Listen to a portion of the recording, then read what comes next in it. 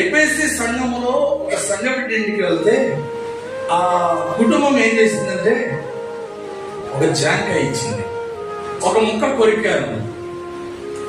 కొరికిన తర్వాత దాన్ని పట్టుకొని చూస్తూ ఉన్నాను.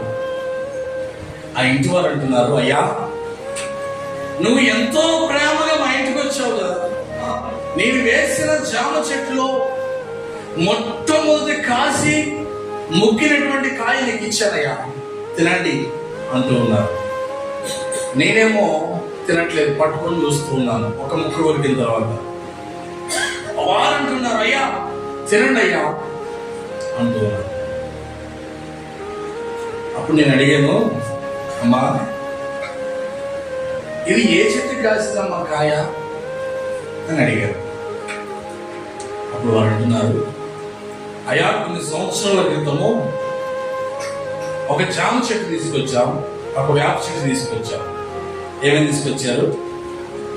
ఒక జామ చెట్టు తీసుకొచ్చాం, వేప చెట్టు తీసుకొచ్చాం. ఈ రెండింటినీ అంటు కట్టావయ్యా. దేని కట్టారంట?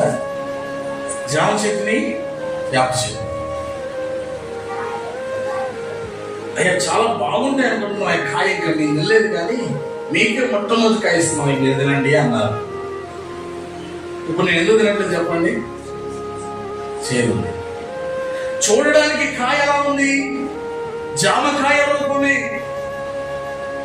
అందులో ఉన్న గుణాలు కూడా జామకాయలో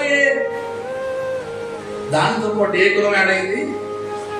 వేప చెట్టు యొక్క చేరు. ఎఫెసీ సంఘంలో ఉన్న విశ్వాసులు ఎలా ఉన్నారంటే, తీసుకొచ్చింది జామ చెట్టుని తీసుకొచ్చారు, పాతారు, కానీ మధ్యలో ఏం చేశారంటే వేప చెట్టుతో మెలేశారు. అందుకనే దేవుడు తక్కువ ఒకటి మోపుతూ ఉన్నాడంట. చూడడానికి ఏమో జామకాయలాగా ఉంది, జామకాయలో ఉండవలసిన గురు లక్షణాలు అన్నీ ఉన్నాయి, వాటితో పాటు చేదైన వేరు కూడా. అందుకని దేవుని సెలవిస్తుంది, చేదైన వేరు మీలో ఏదైనా మొలుచునేమో అని జాగ్రత్తగా. ఎప్పుడైతే చేదైన వేరు మొలిచిందో మొదట చూపిన ప్రేమను మర్చిపోయారంట.